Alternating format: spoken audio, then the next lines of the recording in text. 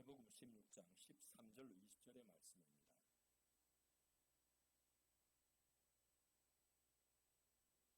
일절씩 교독하겠습니다. 예수께서 빌립보 가이사랴 지방에 이르러 제자들에게 물어 이르시되 사람들이 인자를 누구라 하느냐? 이르되 더러는 세례 요한, 더러는 엘리야, 어떤 이는 예레미야나 선지자 중에 하나라 하나이다.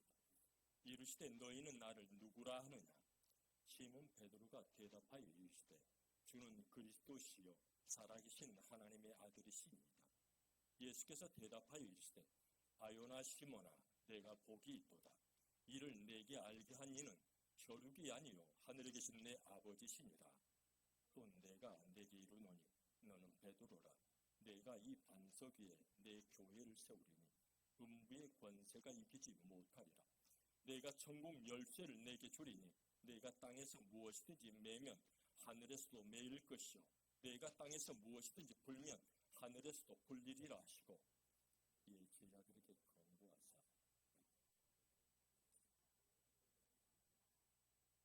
아멘. 오늘 하나님께서 우리에게 주신 말씀들, 너희는 나를 누구라고 하느냐? 여러분들 이 질문에 대해서 많이 설교를 들으셨을 것입니다. 여러분들의 신앙 고백은 무엇입니까? 하나님의 살아계심을 직접 경험한 자들, 그들만이 이곳에 예배를 드릴 수 있다는 거 아십니까? 구약시대에 하나님을 예배하러 오는 자들은 그 전에 당신의 재물을 준비해서 들어옵니다. 그 다음에 제단 앞에서 각 짐승들 위에 손을 얹고 기도를 합니다. 하나님, 나의 죄를 이 짐승 위에 전가하오니 이 짐승을 통하여 나의 죄를 용서해 주옵소서. 그리고 그 짐승을 잡습니다. 피가 흘려지는 것이죠. 그리고 번제의 제물로 하나님 앞에 올려집니다. 그 이후에 우리는 성소로 들어갈 수 있습니다. 여러분들이 지금 이곳에 하나님을 예배하기 위하여 오신 분들입니다. 하나님의 말씀을 듣기 위해서 오신 분들입니다.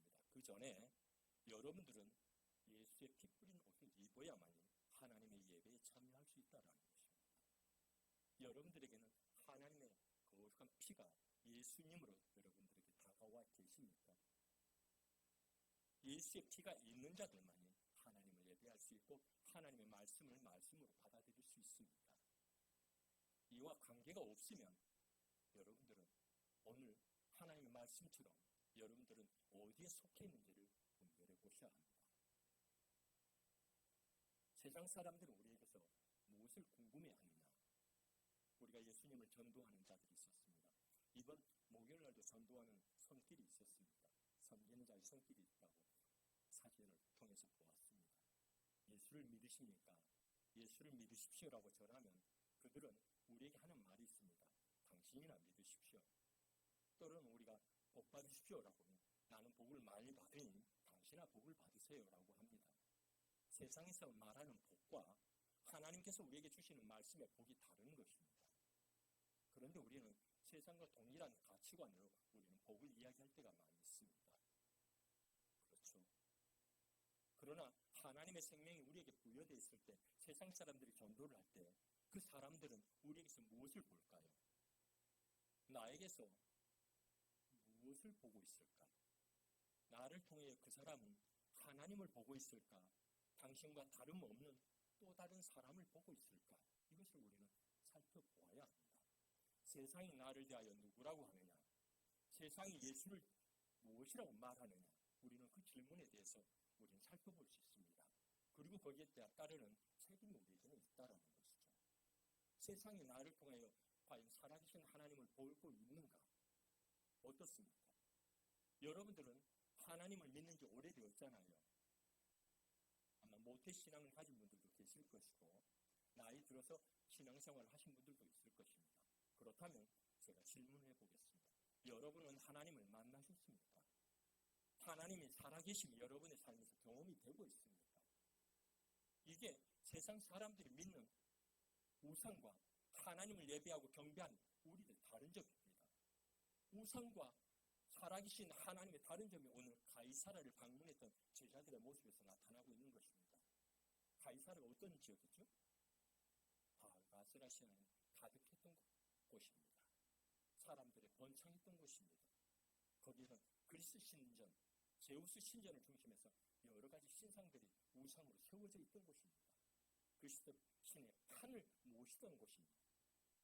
그곳엔 더구나 가이사라를 숭배하는 신전들이 세워져 있던 곳입니다.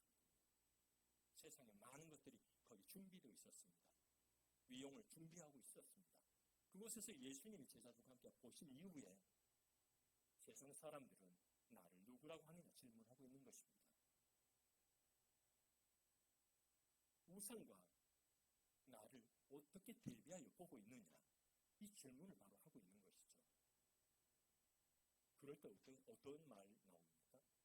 예레미야라, 선자 중 한 사람, 또는 세례 요한이 살아난 자라, 수많은 이야기들이 나옵니다. 그런데 그들은 한결같이 자기들의 필요를 따라서, 자기들의 관점을 따라서 예수를 살펴보고 있다는 거 아십니까? 내가 필요로 하는 대상, 내가 내게 복을 주셔야만 하는 그 대상, 나를 지켜줘야만 하는 대상, 나의 응답을 주셔야만 하는 그 대상, 이것은 우상에게 기도하는 거나 진대 없습니다. 세상 사람들이 우상을 숭배하는 이유는 무엇입니까? 만들고 깍듯이 섬기는 그 이유는 그들은 나에게 복을 주어야만 하기 때문입니다. 그렇다면 예수를 믿는 우리들도 복을 받기 위해서 하나님을 믿으면 우상을 숭배하는 그들과 다를 게 무엇입니까? 다를 게 없잖아요. 그래서 우리에게 질문하는 것입니다. 세상이 나에 대해서 무엇이라고 말하느냐? 예수가 그리스도가 되고 있느냐? 예수가 주가 되고 있느냐? 살아계신 하나님의 아들이라는 것을 세상 사람들이 알고 있느냐? 그것을 너희들이 보여줘야 한다는 말씀입니다. 그래서 우리에게 질문하는 것 같이 한번 선포해 보겠습니다. 너희는 나를 누구라고 하느냐? 바로 이 신앙 고백이 우리에게 필요한 것입니다. 당신에게는 여호와 하나님의 아들 예수 그리스도가 누구 있냐? 누구 있냐? 이 질문을 우리에게 하고 있는 것입니다. 우리는 세 가지를 여기서 나눠볼 수 있습니다. 베드로의 고백입니다. 주는 살아계신 하나님의 아들이십니다. 주는 그리스도십니다. 예수님, 당신은 나의 주님이십니다. 이 세 가지 질문이 바로 거기에 응답되어 있습니다. 그래서 예수님께서 뭐라고 말하죠? 바요나시무나, 이를 알게 하신 이는 혈육이 아니라 너와 함께 하시는 살아계신 하나님이 너에게 감동을 주셨고 계시를 주시고 깨닫게 하신 것이다. 바로 하나님 아버지로 인하여 내가 그것을 알게 되었다라는 말씀입니다. 우리가 예수님을 신앙으로 고백하고 살아계신 하나님을 만날 수 있다는 것은 바로 우리 안에 성령님이 오실 때만 가능하다라는 이야기입니다. 살아계신 하나님, 얼마나 좋습니까? 우린 죽은 우상을 숭배하는 자들이 아니라 살아계신 하나님의 아들 예수를 숭배하고 섬기고 예배하는 자들이거든요. 살아있다라는 그 존재 자체. 제가 모 교회를 섬길 때였습니다. 언제나 아내의 손에 이끌려 불편하게 예배 후 5분에서 10분 늦게 오신 분이 계십니다. 그리고 오면 가장 뒷좌석에 앉죠. 그럼 목사님이 앞에서 설교 말씀을 하면 그때부터 졸기 시작합니다. 그리고 설교 말씀이 끝나면 잠이 깨죠. 이상하지 않습니까? 왜 그럴까? 그리고 축도하기 전에 예배자들이 떠나갑니다. 그런데 어느 날 장로님과 안수 집사님이 신방 요청을 하셨어요. 그래서 그 신방을 갔더니 그 집사님이신 겁니다. 그분이 편두통이 심하다고 하여 병원을 다니던 낫지 않는다고 해서 제가 기도를 해주었습니다. 그리고 그 다음날 제가 교회에 있으니 다시금 예배 드리고 기도 받고 싶으시면 오십시오. 3시 반을 제가 이야기했는데 깜빡 제가 시간을 놓쳤습니다. 4시에 갔더니 그분이 없더라고요. 전화를 드렸더니 집에 와 도착했다라는 것입니다. 그래서 다시 오실 수 있겠습니까? 그분의 믿음이에요. 집에 도착을 했잖아요. 그러면 다음에 받겠습니다라고 하는데 그분이 다시 오겠습니다라고 하는 거예요. 30분이 왔습니다. 제가 그분의 손을 잡고 손을 얹고 기도를 했습니다. 집사님, 저는 집사님의 기도를 듣지 않을 것입니다. 다만 집사님은 하나님 앞에 기도하십시오. 하나님의 성령이 집사님의 죄를 하나하나 기억나게 하실 것입니다. 그러면 하나님 앞에 그 죄를 고설하시고 회개하십시오. 저는 그 기도를 듣지 않고 집사님을 위해서 기도하겠습니다. 기도했습니다. 5분이 지났습니다. 10분이 되었습니다. 갑자기 그분의 입에서 방언이 터져나오는 것입니다. 그분이 깜짝 놀라더니 기도를 멈추는 것입니다. 다시금 다그쳤습니다. 계속 기도하십시오. 하나님께서 생각난 대로 계속 회개하시고 성령님을 받아들이십시오. 저는 계속 그분을 위해서 기도했고 그분은 하나님 앞에서 기도하기 시작했습니다. 기도가 마무리된 이후에 그분이 말씀하는 것입니다. 당신이 신앙생활 한 지 20여 년이 되었는데 처음으로 성령을 받은 것 같다라는 것입니다. 그 전에 그분의 삶은 어땠습니까? 아내의 손에 마지못해서 이끌려 왔잖아요. 예배 시간이면 뒤로 와서 졸았잖아요. 근데 저도 그랬거든요. 어느 날 교회 와서 예배를 드리는데 목사님이 설교하실 시간이면 졸음이 오는 겁니다. 나는 그게 내 육체가 피곤해서 그런 줄 알았어요. 그런데 목사님의 설교가 끝나면 졸음이 깨지는 거예요. 그리고 나갈 때는 목사님을 보고 싶지 않아서 미안해서 부끄러워서 내 옷을 들킬 것 같아서 피해 다녔습니다. 혹시 여러분들 그런 분들 계십니까? 안 계시죠? 저는 그렇게 생활했습니다. 그런데 회개를 하니까 제 속에 있던 악한 귀신이 떠나더라고요. 나는 귀신이 내 속에 있는지 몰랐습니다. 나는 성령 사역자였거든요. 그전에도. 그런데 죄를 마음에 품고 죄를 범할 때 귀신이 들어올 수 있었는지 나는 몰랐습니다. 예수를 믿었거든요. 성령 사역을 했거든요. 영을 분별했었습니다. 그런데 그런 속에 귀신의 영이 들어올 수 있다고요? 들어오는 걸 어떻게 합니까? 하나님 앞에 철저히 회개하니까 내 속에 나를 가두고 있던 악한 영이 떠나가는 것을 느꼈습니다. 토악질, 깊은 통악질을 하게 되었습니다. 얼마나 상쾌하든지 얼마나 시원하든지 죄에서 놓이는 것이 귀신에게 놓이는 것이 그것이었습니다. 그 집사님의 달라진 모습 그 다음 주입니다. 예배 시작하기 10분 전에 오셨더라고요. 성경 말씀을 이렇게 들고 오셨어요. 아내 손을 잡고 맨 앞줄을 가서 앉는 것이었습니다. 성령을 경험한 자, 하나님의 살아계심을 경험한 자는 예배 후 상황이 달라진다는 것입니다. 나의 의지가 아닙니다. 내 생각이 아닙니다. 성령의 기뻐하심을 따라서 내가 그대로 순종하는 것입니다. 살아계신 하나님, 살아계신 하나님을 만난 자들은 어떤 삶을 살게 되느냐? 폴 월셔 목사님이 말씀한 게 있습니다. 살아계신 하나님을 만났다고 함부로 말씀하지 마십시오. 하나님을 말씀은 바로 8톤 트럭을 200km로 달려와서 나를 충돌하는 것과 같은 충격과 쇼크가 내게 다가오는 것입니다. 완전히 나는 무너지고 부서지고 조각조각 나서 흔적도 없이 하나님의 온전하심만 드러나게 되는 피조물로 다시금 재창조되는 것입니다. 오늘 우리는 그리스도 안에 있는 새로운 피조물을 찬송했습니다. 찬송했습니다. 이것은 그리스도 안에 있는 새로운 피조물만이 찬송할 수 있는 것입니다. 이것은 하나님이 그렇게 성령이 내 속에 들어왔을 때 내 안에 예수의 생명이 살아나기 때문입니다. 예수의 생명이 나를 자라나게 되어 있습니다. 예수의 생명이 들어오면 예수의 성품이 내 속에서 드러나게 되어 있습니다. 내가 드러나는 게 아닙니다. 하나님이 우리를 처음 창조했을 때 그 모형, 우리는 그것을 알아봐야 됩니다. 하나님이 우리를 얼마나 아름답게 만들었는지요. 우리는 천지창조라는 그림을 보았습니다. 그렇죠? 너무 잘 그렸죠. 근데 그 그림이 과연 성령의 감동을 받아서 그 그림을 그렸을까를 보면 아니라는 것입니다. 왜요? 달라지는 거거든요. 성령의 사역으로 성령의 의식을 성령의 감동을 통해서 표현하고 말하는 게 달라지거든요.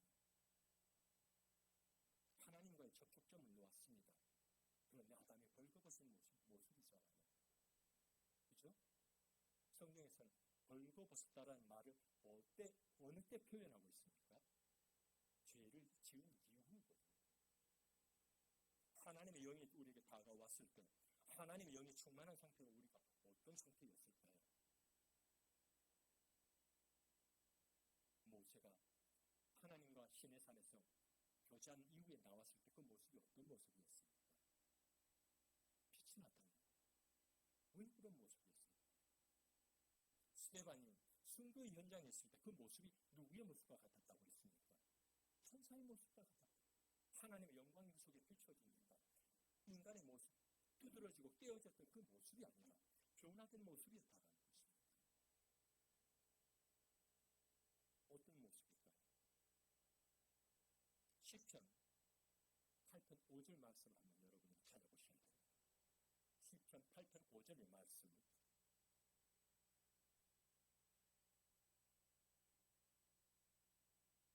하나님께서 우리를 창조하실 때 그를 하나님보다 조금 못하게 하시고 영화와 종기로 관을 씌우셨나이다.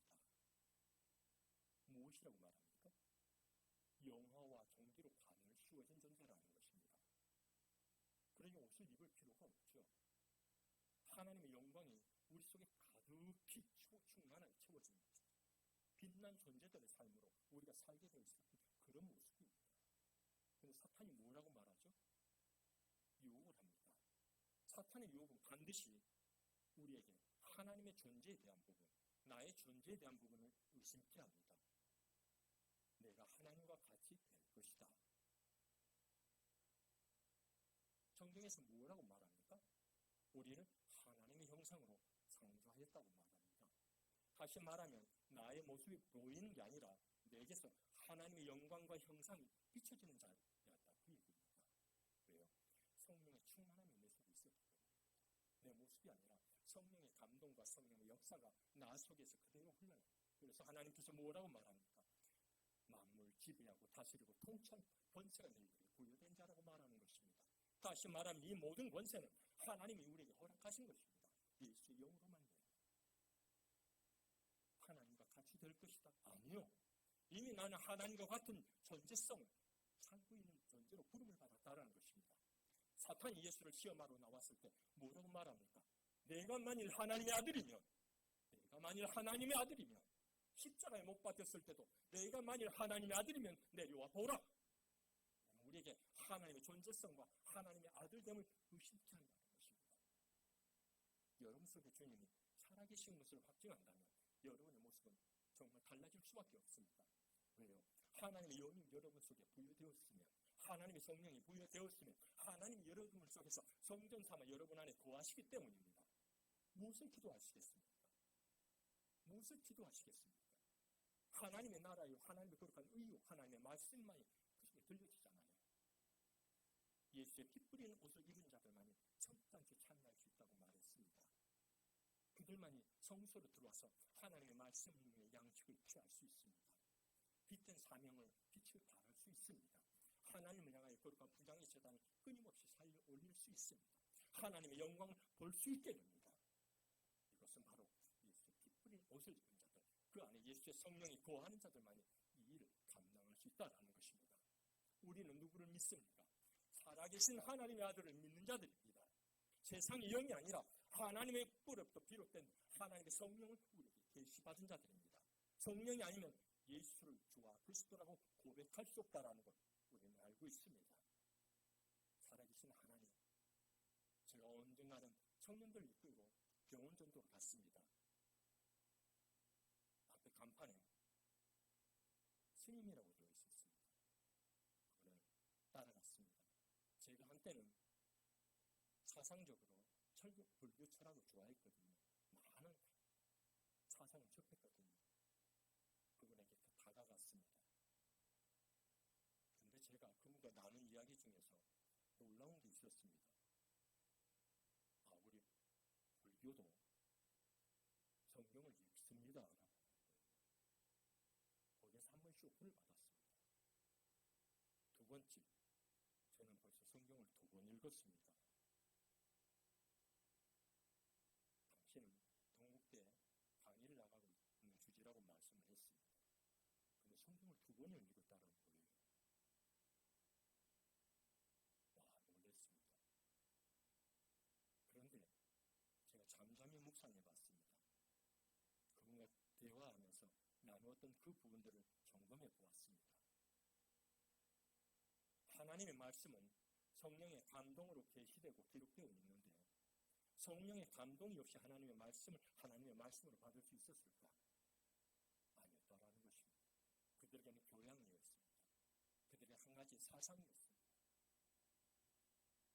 하나님의 말씀을 받아들이지 못한 그 안에 하나님의 성령이 와시지 않기 때문에 여러분들은 성경 읽기를 하고 있는 것을 제가 살펴보았습니다.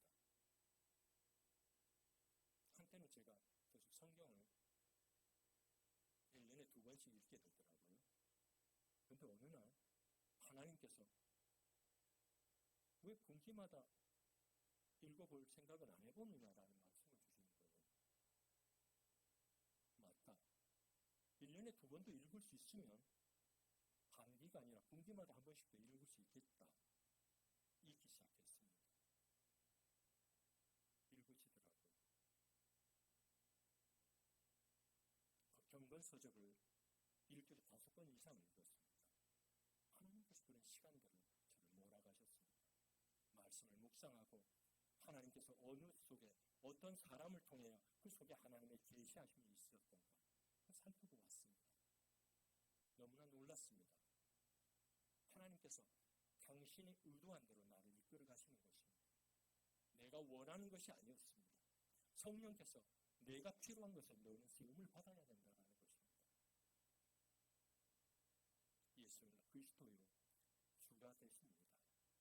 예수께서 이 땅 가운데 되셨을 때 많은 귀신들을 쫓아냈다고 말합니다. 그렇죠? 성경에서 귀신을 쫓아냈다라고 말하지 않고 많은 귀신이라는 것을 기록하고 있더라고요. 여러분들은 귀신의 존재를 보았습니까? 귀신 들린 사람과 영적 전쟁을 해봤습니까? 여러분 안에 있는 하나님의 영이 있는지를 그 귀신의 존재들을 안다라는 것입니다. 예수께서 이 땅 가운데 오셨을 때 귀신의 존재들이 예수님을 멀리서 보고 알았습니다. 하나님의 아들이시여. 무슨 일로 얘기해서 오셨습니까?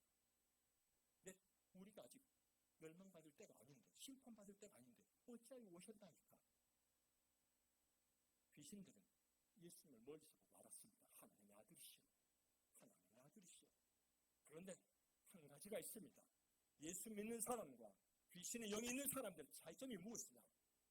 우리는 예수를 주님으로 고백하는 자들입니다. 그런데 귀신의 존재는 무엇입니까? 당신이 나와 무슨 상관이 있나이까? 기록하고 있습니다. 예수님, 당신은 나와 아무런 상관이 없는 존재입니다라는 거예요. 그렇다면 여러분들은 하나님과 어떤 관계가 있습니까? 아버지라고 부르지 않습니까? 예수님은 나의 주님이라고 부르잖아요. 이런 관계성이 있다는 것입니다. 사탄들은, 귀신의 존재들은 나와 상관이 없는 존재라고 당신들을 밝혀 드러내고 있습니다. 여러분 안에 있는 예수 영이 있다고 말씀하십니다. 어느 날 제가 영등포 5거리를 걸어가는데 아리따운 두 숙녀분이 접근을 해오는 것입니다. 한 분은 30대 초반 됐고 한 분은 40대 중반이 되셨어요. 딱 오는데 그분들이 뭐라고 말씀하면 선생님 참 보기 생겼습니다. 여러분들 많이 들어보셨죠? 그분들 뭐죠? 그런 분들입니다. 그런데 저는 신사거든요. 하나님의 묵상을 하고 가는데 그분들이 말을 걸었습니다. 그런데 제 입에서 이상한 소리가 나왔습니다. 내 눈을 봐. 당신 속에 악한 영이 있어. 그리고 그 눈을 보았는데 내 속에 내 자아의식은 어떤 생각이었는지 모르겠다. 내가 왜 이런 말을 해? 처음 보는 사람. 근데 한편에서 그 말이 나왔을 때 나는 게 성령님이 뿌리는 말이라는 것을 알았습니다. 그리고 그 사람의 눈을 딱 보았는데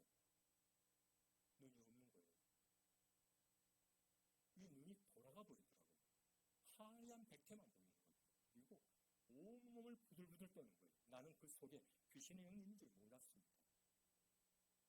다만 내 속에 오시는 하나님의 영이 그 사람을 통해서 그 안에 있는 귀신의 영을 보여주시고 깨우치셨습니다. 그랬더니 그 사람이 그 영을 통해서 내 속에 있는 예수님의 영 알게 된 것입니다. 보게 된 것이죠. 그러니 어떻게 됩니까? 온몸을 부들부들 떨고 눈이 보지 않기 위해서 돌아가 버린 것입니다. 그랬더니 함께 있던 그 청년 부인이 왜 아이를 무섭게 하느냐 끌고 가는 것입니다. 저도 당황했습니다. 그렇게까지 사람이 변화될 줄 몰랐거든요.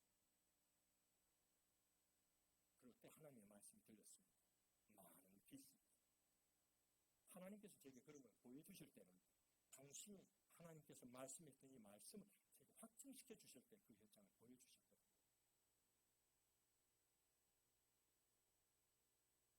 저만 그러겠습니다. 여러분 안에 하나님의 영이 계시다면 하나님의 영이 거한 여러분들이 세상을 나갔을 때 세상의 영들이 살펴보고 알 거 아닙니까? 알게 됩니다. 저 사람 속에는 하나님의 영이 거하는 사람. 그런데 이게 정말 중요한 이야기 아닙니까? 하나님의 영이 거하는 자들만이 새 생명으로 살고 있는 자들이요. 하나님 앞에 구원을 받은 자들이라는 것입니다. 그들이 우리를 하나님 앞에 저들은 하나님의 사람입니다. 말을 해주잖아요. 교회 안에서 우리끼리 권사요, 집사요, 성도라고 말하는 게 아닙니다. 세상 사람들이 우리를 하나님의 사람인지 세상에 너와 나가 내가 같은 영을 가지고 있는데 그렇게 말을 할 수도 있잖아요. 전도를 나가서 그들을 접촉해보면 알게 됩니다. 여러분 속에 하나님의 영이 거하시는지 하나님의 그러니까 성령이 거하는 거룩한 사람인지 이것을 분별해 보셔야 됩니다.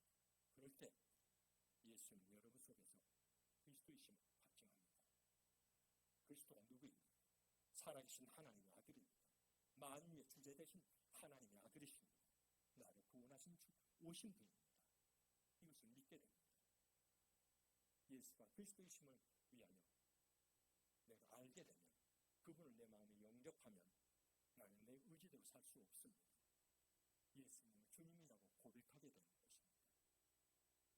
세상에서 우리가 전도를 하다 보면 많은 분들이 물어봅니다. 예수 믿는 너희나 나나 무엇이 다를 게 있냐? 우리가 살아계신 하나님은 그들에게 보여주지 못한 이유도 있지만 또 한 가지가 있습니다. 아무리 교회를 다녀도 너가 변화되었느냐? 새로운 피조물이라고 내가 말할 수 있느냐? 여기에 대해서는 우리들이 가슴에 손을 얹게 되고 하나님 앞에 가슴을 치게 됩니다. 그렇죠? 왜 나는 이렇게 변화가 되지 않을까? 왜 나는 이렇게 변화되지 않을까? 정말 나는 그리스도인입니까?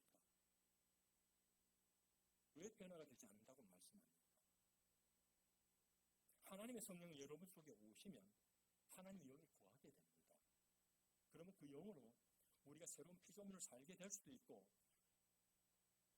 또 한 가지 과거의 나의 습성과 행태를 가진 육체의 정욕으로 살아갈 수도 있거든요. 그래서 그리스도인은 이중인격자들입니다. 이중의 인격을 갖고 살아가는 자들입니다. 내가 예수를 살고 예수를 비춰줄 수도 있고 죄악된 나의 모습을 비춰줄 수도 있습니다. 그런데 내가 나를 주장하여 살아가는 그 모든 과정은 죄와 육체의 행실이라고 말합니다. 그렇기 때문에 세상 사람들은 나를 통하여 예수님을 보지 못합니다. 너나 나나 똑같잖냐. 정말 변화되어야 하잖아요. 예수가 주님이 되어야 하지 않습니까? 되어야 하면은 나는 어떻게 살면 됩니까? 이것은 아주 쉬운 방법, 어려운 방법이 아니에요. 유기성 목사님은 언제나 날마다 예수님을 바라보자라고 말을 합니다. 그 말은 무엇일까요? 나는 예수와 함께 죽었나라고 언제나 나를 인정합시다라고 말을 합니다. 그러나 한 가지 더 나아가야 합니다. 내가 죽어야 하는 이유는 예수의 생명이 살아나야 하기 때문입니다. 내가 죽는 것은 예수님이 살아나야 하기 때문입니다. 예수님이 살기 위해서는 그분을 인격적인 것을 존중해 드려야만 합니다. 그래서 나의 삶에서 무슨 일이 발생할 때마다 물어봐야 합니다. 그분이 나의 주님이시면 물어봐야 하잖아요. 예수님, 어떻게 할까요? 예수님, 어떻게 할까요? 나의 결정권을 예수님께 위임해 드리는 것입니다. 도박을 해라, 술을 마셔라, 간음을 해라 한다면 그것은 예수님이 아니라 여러분 속에 변질되지 않는 그 육체의 행실을 통한 사탄의 음성입니다. 그러나 예수님이 여러분들 속에서 양심의 가책을 느끼고 무엇인가를 했을 때 괴로움을 주면 그것은 성령의 근심이요, 성령께서 여러분 속에 말할 수 없는 탄식을 부여해 주신 것입니다. 우리는 회개할 수 있는 이분의 은혜가 있는 자들입니다. 회개와 속죄는 다른 것입니다. 회개는 하나님께로 나의 삶의 방향을 돌이키고 그분을 따른다고 하는 신앙적 결단이 회개입니다. 속죄는 무엇입니까? 내가 하나님 이러이러한 죄를 잘못 지었습니다. 하나님 나의 이러한 부족함이 있어서 하나님 말씀을 거슬렸습니다. 그것으로 많은 성도들이, 많은 교인들이 그걸로 중단되어 버리고 끝쳐버리기 때문에 변화가 되지 않고 있는 것입니다. 속죄해서 회개의 자리로 나아가야 합니다. 제가 안수했을 때 그분에게 성령이 임했고 예배의 형태와 자세가 바뀌어졌잖아요. 그러면 여러분들 속에 하나님의 영이 구하시면 여러분을 통하여 다른 성도들이, 연약한 지체들이 여러분을 통하여 또한 예수님의 성령의 기름 부음을 받고 생수의 강에 흘러 넘침을 경험하게 되면 어떻게 됩니까? 그분들이 영원히 살아나게 되어 있습니다. 예수 믿는 사람은 저주하는 사람이 아니라 살리는 영의 증거들이 있는 자들입니다. 거짓 영과 진리의 영을 구별하는 것은 딱 한 가지입니다. 타인을 저주하느냐, 타인을 살리는 축복의 영을 가지고 있느냐, 차이점입니다. 많은 진리로 교회를 팽가리게 당하는 분들이 계십니다. 어떤 분은 하나님의 음성을 듣는 법에 대해서 말씀을 묵상하니까 어떤 목사님은 하나님은 성경 말씀을 통해서만 말씀하시지 우리에게 음성과 내밀한 음성으로 우리가 말씀하지 않는다고 말을 합니다. 나는 두 분이 다 맞다고 봐요.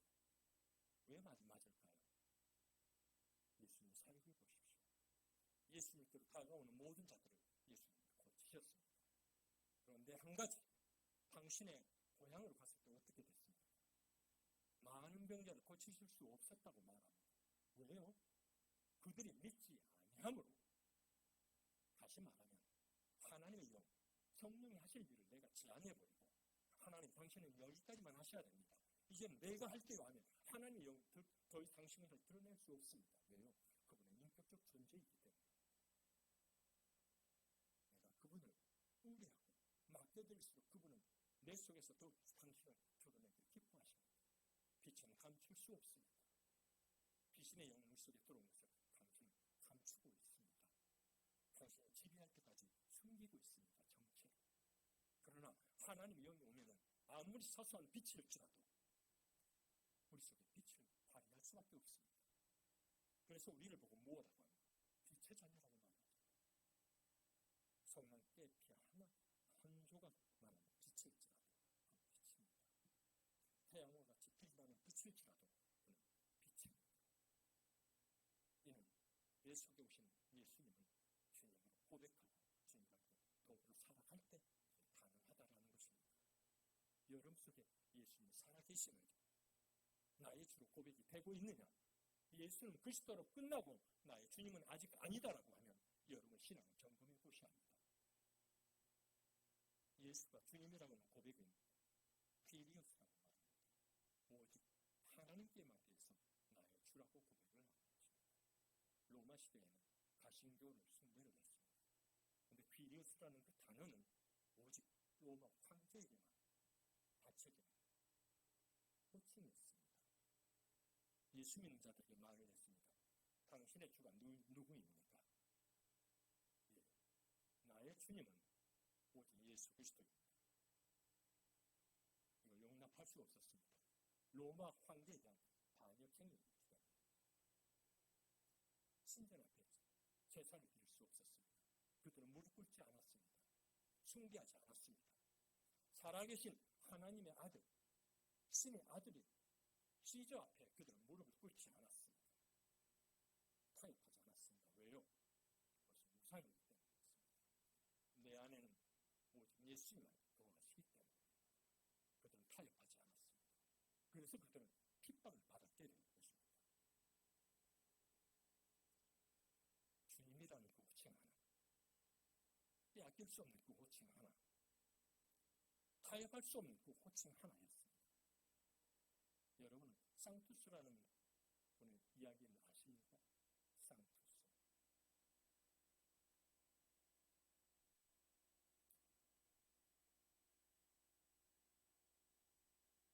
제가 대학생 때 많이 좋아했던 책이 한 권 있었습니다.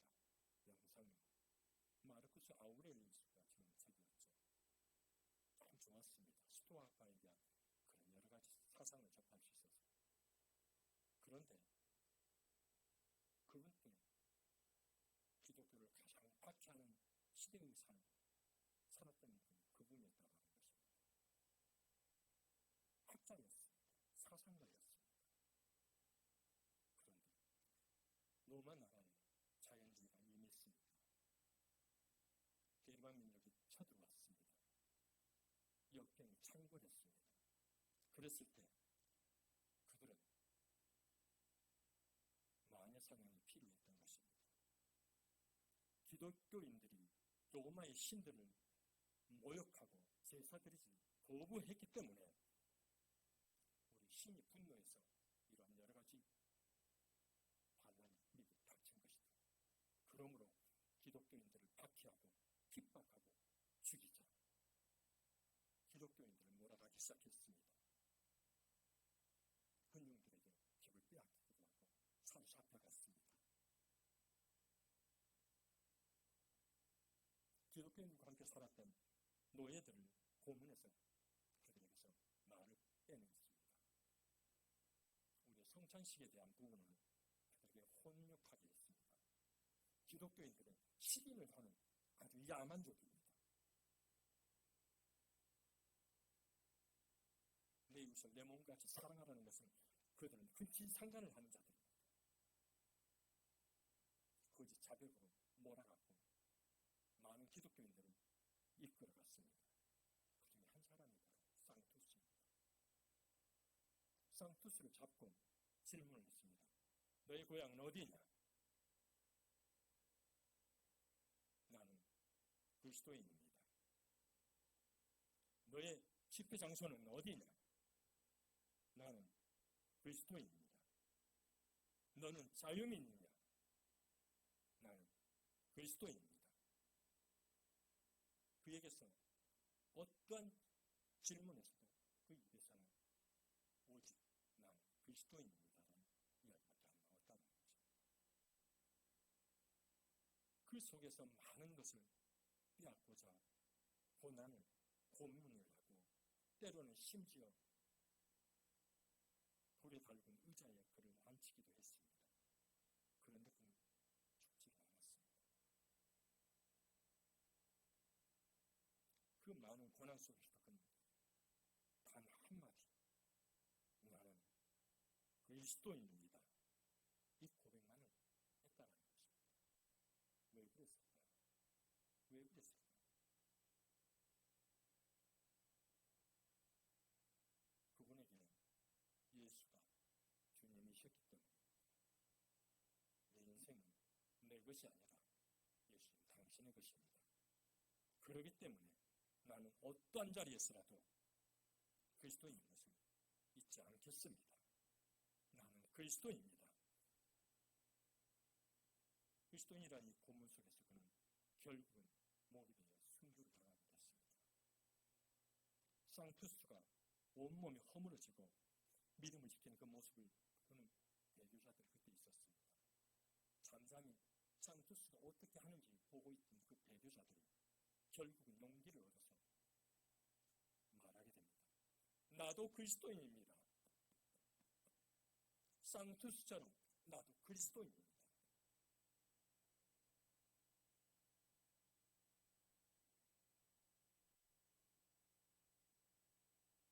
순교의 자리로 기꺼이 나아갔다고 말합니다. 바로 기용의 동료 순교자들과 함께 했던 그 날짜가 6월 2일입니다. 예수 믿는 것은 아주 쉽습니다. 그러나 타협을 하지 않게 되면 나는 세상으로부터 대적을 당하게 되고 잃게 되는 것이 있습니다. 내가 필요한 것을 빼앗기게 되고 나의 행복의 자리를 빼앗길 수도 있습니다.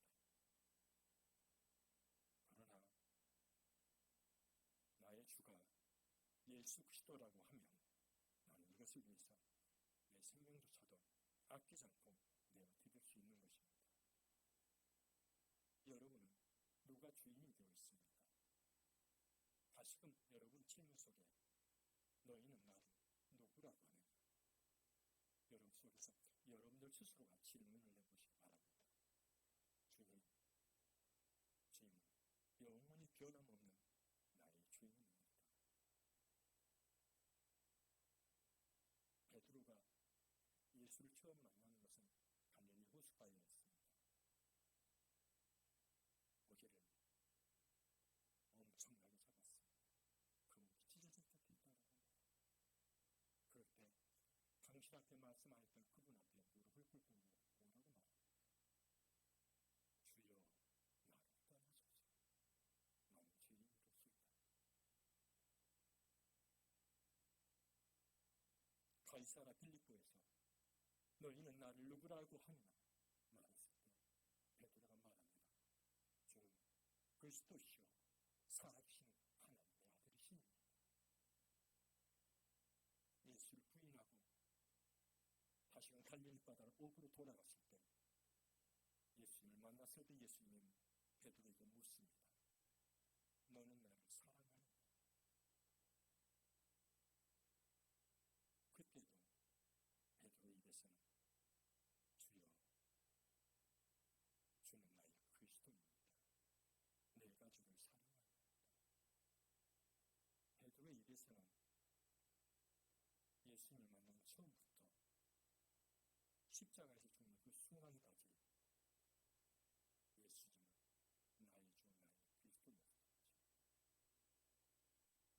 여러분의 인생에서 예수님이 그리스도일 뿐만 아니라 나의 주님으로 신앙을 고백하고 그 믿음의 길을 살아갈 때 여러분 속에서는 여러분의 모습이 아니라 그토록 여러분이 보고 싶었고 세상 사람들이 갈구했던 하나님의 모습, 하나님의 영광의 모습, 예수의 사랑의 증거들이 여러분의 속에서 확증될 것입니다. 지금도 여러분 예수의 증인입니다.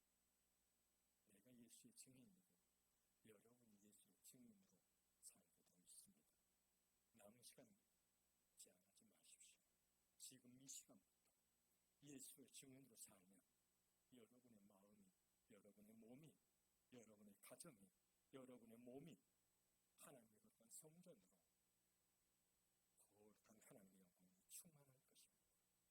이 시간 말씀을 묵상하면서 함께 주님 앞에 기도하도록 하겠습니다.